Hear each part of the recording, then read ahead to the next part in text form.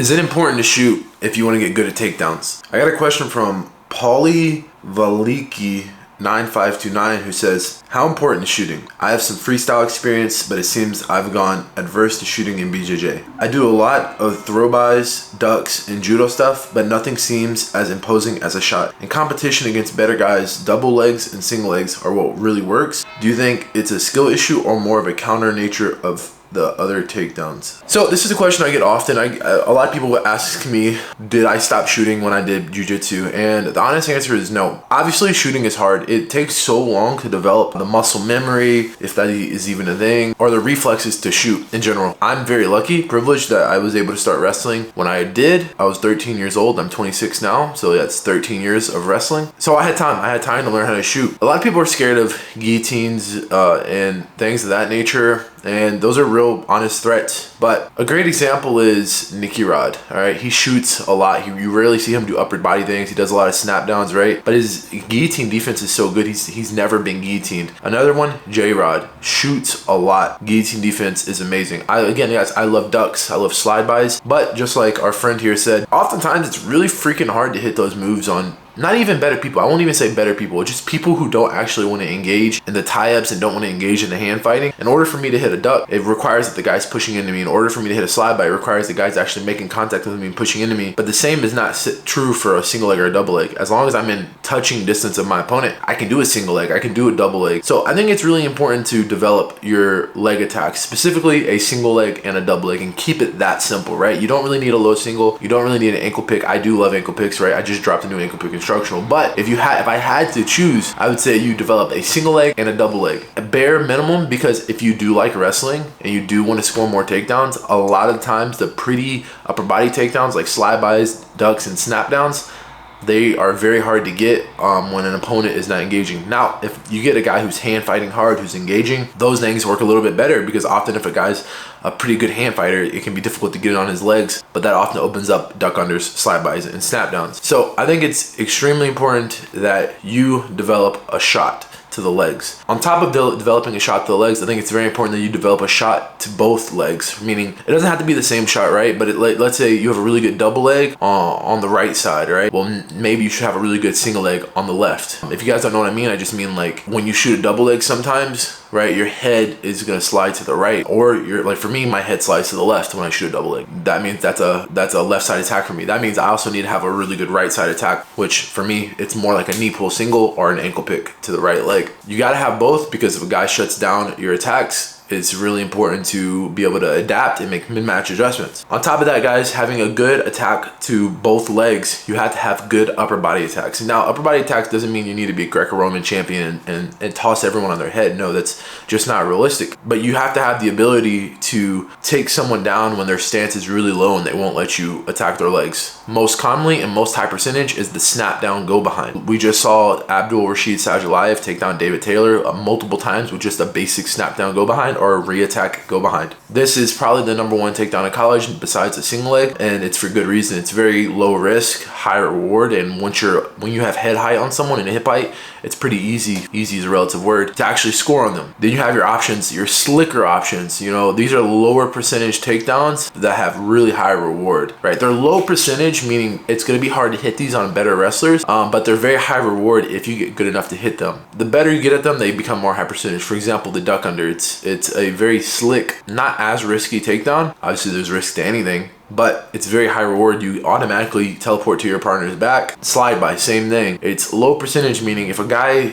knows you're really good at slide bys, they can just keep their hands down and avoid that slide by. But if you get it, you're immediately on the back without wasting too much energy. So I need to have those type of takedowns where they're low energy and low risk, but low percentage. But I also need to have those takedowns that are a little bit more high energy, high risk, but also high percentage of actually finishing a takedown, especially on an opponent that's stalling or running away. This is just my opinion. And again, guys, if you're an older grappler, man, maybe shots are not for you. If you're a previously injured grappler, grappler, maybe shots are not for you. If you do watch wrestling, and I'm not even gonna say higher level wrestling, if you even watch good high school wrestling, okay, not any level of collegiate wrestling, but if you watch good high school wrestling, the best kids are able to attack the upper body and the lower body. And when you have both of those threats, it creates this thing called a dilemma. I have two problems that I need to solve now with my opponent. Really four, right? Because of the four quadrants of the body.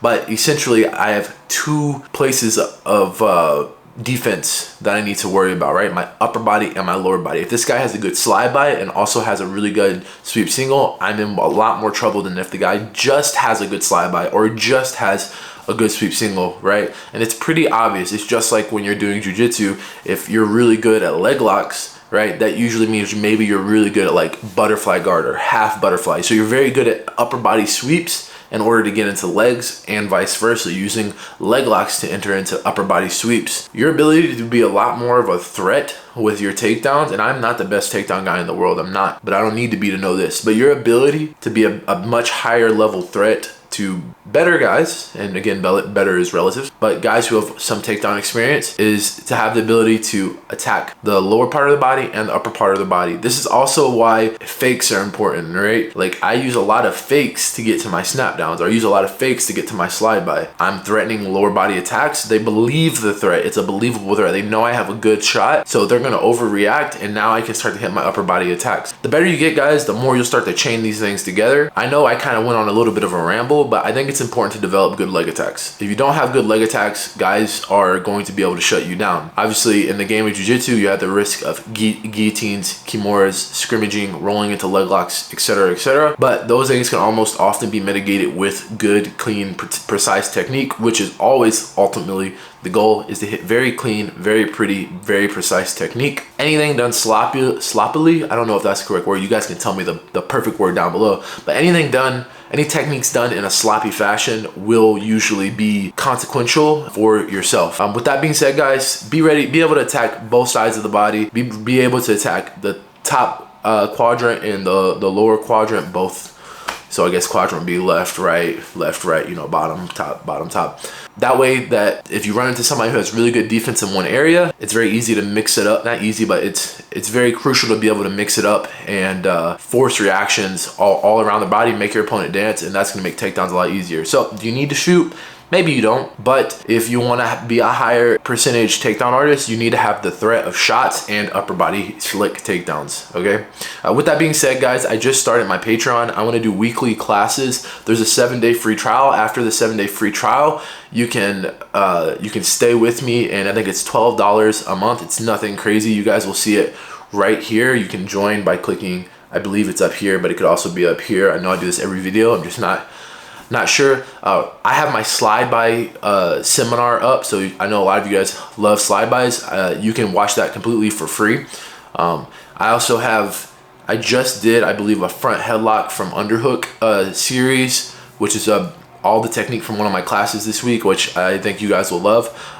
If you'd like some more individualized technique videos like duck unders, single legs, inside trips, arm drags, heavy hand fighting, etc., etc. I have all those at brandonreed3x.com/store, as you guys will start to see here or whatever.